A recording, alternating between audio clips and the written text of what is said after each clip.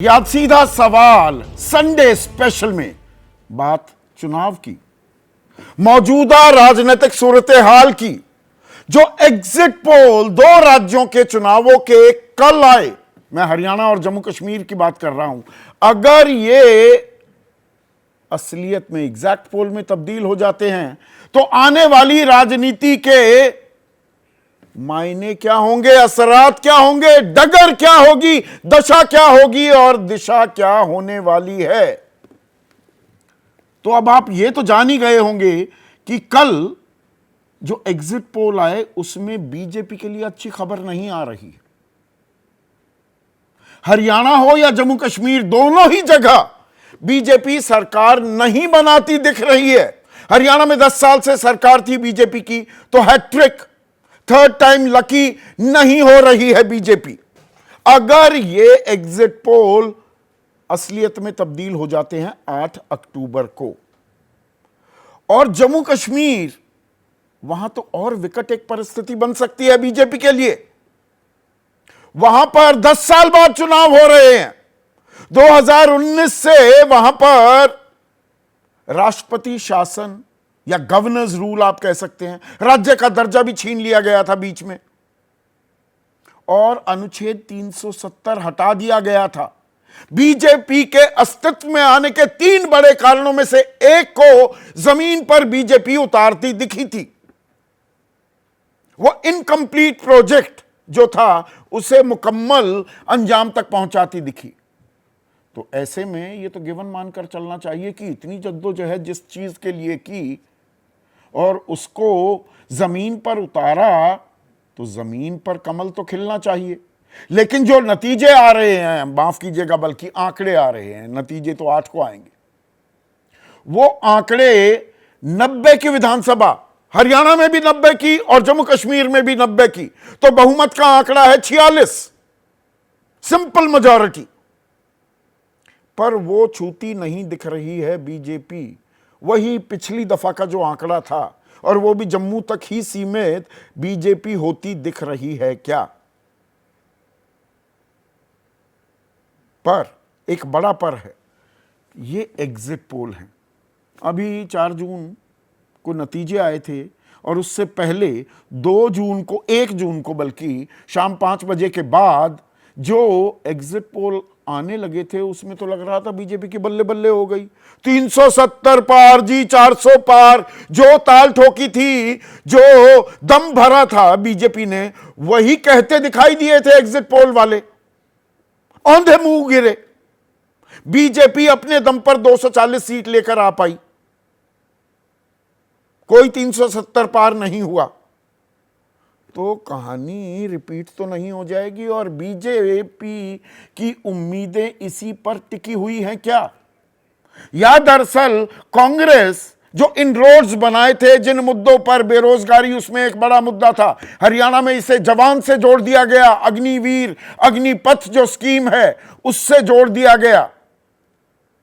किसानों की नाराजगी, देश अभी भी गांवों में बसता है, 2/3 जनता अभी भी गांव में रहती है। इंडिया और भारत की ये तस्वीर अभी कोई अलग नहीं हुई है। और साथ में महिला पहलवानों के यौन शोषण के आरोपों को जो जोड़ दिया गया, और संविधान की वो लाल किताब जो 2024 के लोकसभा चुनाव में दिखाकर अच्छी खासी सोशल इंजीनियरिंग करने में कांग्रेस कामयाब हुई थी, अब उस पथ पर और सरपट भागती दिख रही है क्या?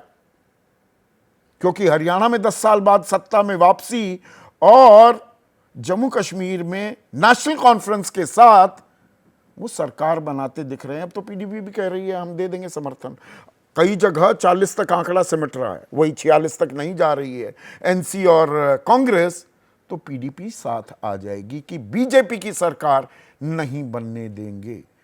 और एनडीए की सरकार, पहले तो बीजेपी के पास 282 और 303 अपने दम पर बहुमत थी 10 सालों तक। अब बैसाखियों की जरूरत पड़ रही है। ऐसे में लोकसभा के ठीक बाद इन 2 चुनावों के नतीजे अगर मुफीद नहीं आते, बीजेपी के खिलाफ आते हैं, तो राष्ट्रीय राजनीति पर क्या असर होंगे? घटक और डिमांडिंग होने लगेंगे क्या? और नाराजगी और बढ़ती दिखेगी। और यही जो नाराजगी अगर है तो हरियाणा में और जम्मू कश्मीर में ये स्पिल ओवर करेगी क्या महाराष्ट्र और झारखंड? अब अगले ही हफ्ते चुनावों की घोषणा हो जाएगी, अधिसूचना जारी हो जाएगी, और उसके बाद दिल्ली, अरविंद केजरीवाल वो शहादत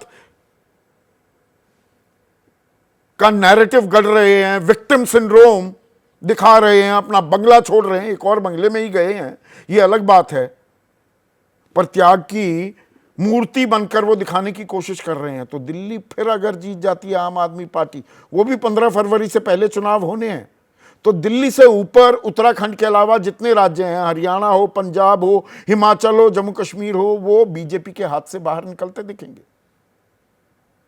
तो राजनीति का ऊंट कुछ करवट भी लेता दिखने वाला है क्या आने वाले दिनों में? इसी पर आज हम चर्चा करने वाले हैं। ऐसे में आज का सीधा सवाल, एग्जिट पोल में कांग्रेस सिकंदर या अभी बदलेगा नंबर? अभी तस्वीर मुकम्मल नहीं हुई है, और 2 राज्यों में बीजेपी हारी, तो आगे राजनीति कितनी भारी बीजेपी पर पड़ने वाली है। और ऐसे में सबसे पहले मैं हरियाणा के नंबर्स आपके सामने रख देता हूं। हरियाणा 90 सीटें हैं, और जो पोल ऑफ पोल्स, महापोल जिसे हम कहने लगे हैं, बहुत से चैनलों ने इस बार अब एग्जिट पोल ही नहीं किए, वो दूध का चला छाछ भी फूक फूक कर पीता है। तो महा एग्जिट पोल में बीजेपी के खाते में 25 सीटें, 18 से 28 बीच का आंकड़ा पकड़े, 24-25 बनता है। और कांग्रेस के खाते में 56 सीटें, 53 से 65। यहां पर एक्सेस माय इंडिया कह रहे हैं।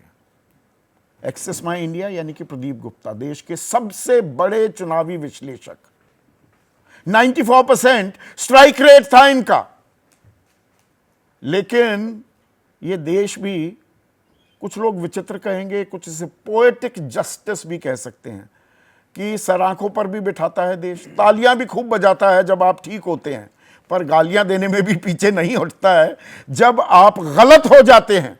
और ये गाज दरअसल सेफोलॉजिस्ट को, चुनावी विश्लेषकों को सहनी पड़ी है 2024 के लोकसभा चुनाव के बाद। तो एक्सेस माय इंडिया कह रहा है 53 से 65। 53 से 65 का मतलब होता है 59 सीटें कांग्रेस लेती दिख रही है, और 28 से 28 यानी कि 23 सीटें बीजेपी लेती दिख रही है।